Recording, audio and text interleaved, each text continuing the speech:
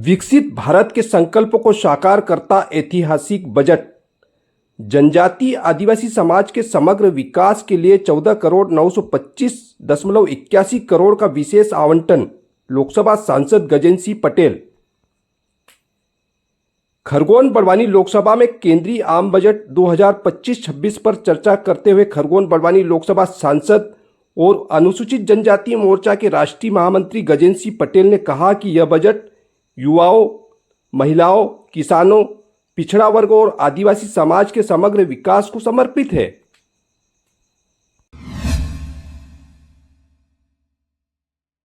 आभार। माननीय सदस्य श्री गजेंद्र पटेल जी।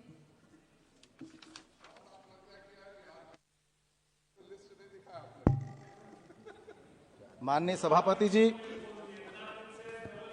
आपका बहुत बहुत धन्यवाद करता हूं कि आपने मुझे वर्ष 2025 और 26 के लिए आम बजट पर चर्चा में भाग लेने का मौका दिया, इसलिए मैं तहे दिल से आभार व्यक्त करता हूं।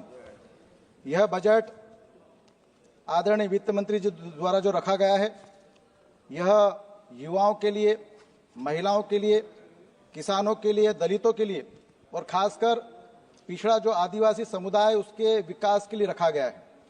और इसलिए ये बजट में मैं देश के 11 करोड़ जनजाति भाइयों की ओर से आदरणीय प्रधानमंत्री जी का हृदय से आभार व्यक्त करता हूं, धन्यवाद देता हूं। वास्तव में अगर विपक्ष के लोगों को उसका ध्यान से अगर सुनेंगे तो पिछले उनके 75 साल में से 55 साल तक उनकी सरकार रही, परंतु आदिवासी समुदाय के लिए कोई भी विशेष योजना उन्होंने लागू नहीं करी।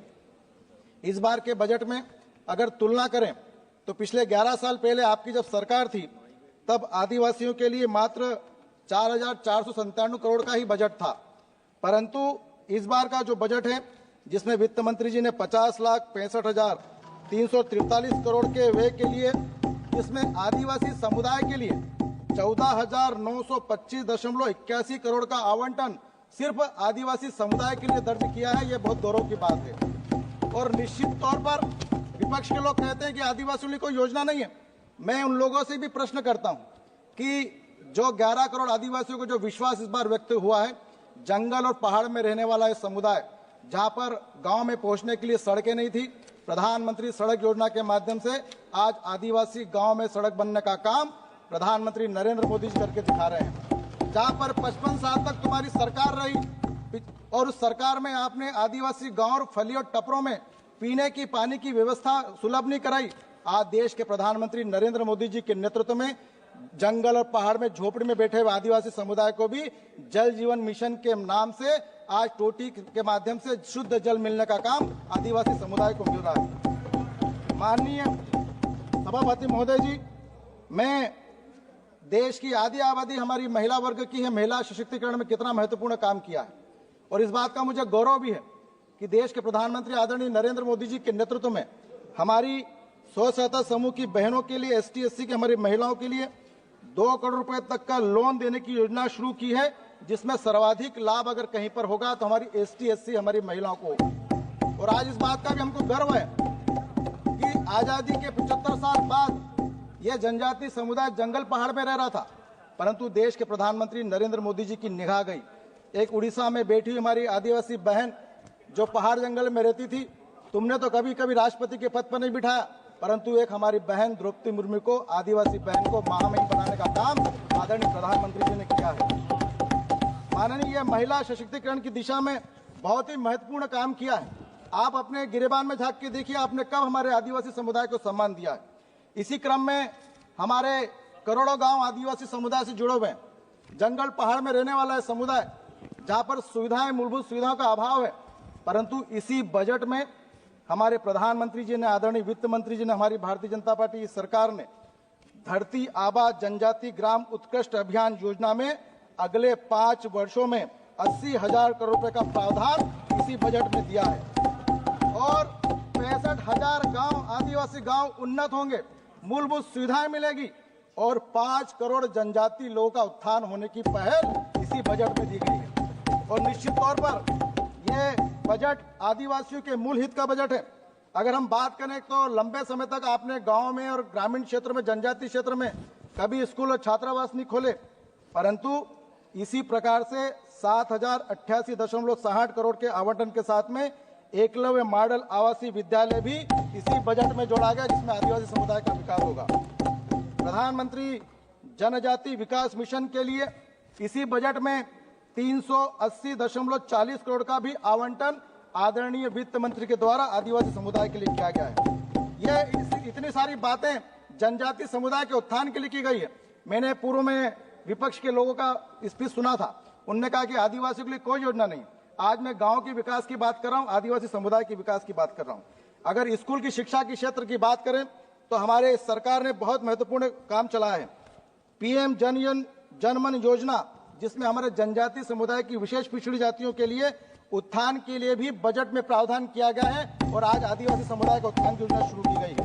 पूरे देश में 470 एकलव्य मॉडल आवासीय विद्यालय भी इसी बजट में प्रावधान करके पूरे देश में आदिवासी समुदाय का उत्थान किया जा रहा है। और इसी एकलव्य आवासीय विद्यालय के माध्यम से हमारे ट्राइबल बच्चों के लिए, आदिवासी बच्चों के लिए 1.25 लाख बच्चे इसी से पढ़ भी रहे हैं, आवासीय विद्यालय का लाभ भी ले रहे हैं, जो आने वाले विकसित भारत में अपनी महत्वपूर्ण भूमिका निभाने वाले यही बच्चे दिखने वाले हैं। माननीय सभापति जी, हमारे यह आदिवासी समाज के समग्र विकास के लिए काफी अहम का बजट है और इसी के नाते मैं जो हमारे आकांक्षी जिलों की श्रेणी में हमारे कई जिले जो आदिवासी समाज के आते हैं, कई ब्लॉक आदिवासी ब्लॉक हैं, कई जिले आदिवासी हैं। मध्य प्रदेश में 8 हमारे आदिवासी आकांक्षी जिले की श्रेणी में गिने गए हैं और इसी आकांक्षी जिलों में भी विकास की गति का एक नया मापदंड प्रधानमंत्री जी ने तय किया है। आज अलग अलग हमारे सभी भारत सरकार के मंत्री आकांक्षी जिलों में जाकर विकास की समीक्षा कर रहे हैं, बिंदुवार गांव की विकास की कल्पनाएं कर रहे हैं, किस प्रकार से पोषण आहार के माध्यम से हमारे बच्चों को, हमारे स्कूल की शिक्षा को, वहां की रोड की सुविधा पर आकांक्षी की विस्तृत योजना बनाकर हमारे एक एक मंत्री जिले में जाकर आदिवासी समुदाय का विकास करने की पहल कर रहे हैं। पिछले 10 वर्षों में आदिवासी बहुल्य क्षेत्र में 3 नए मेडिकल कॉलेज भी खोले गए हैं। यह भी आदरणीय प्रधानमंत्री जी की दूरदर्शी का परिणाम है।